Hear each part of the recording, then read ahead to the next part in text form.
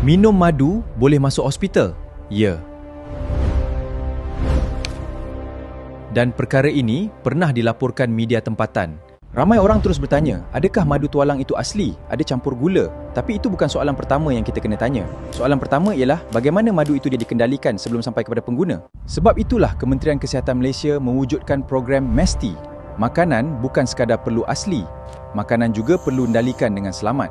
Sarung tangan, penutup kepala, kebersihan tangan, semuanya diwajibkan atas sebab keselamatan makanan. Bukan semua orang boleh masuk kawasan pengeluaran sebab setiap orang membawa risiko pencemaran yang berbeza.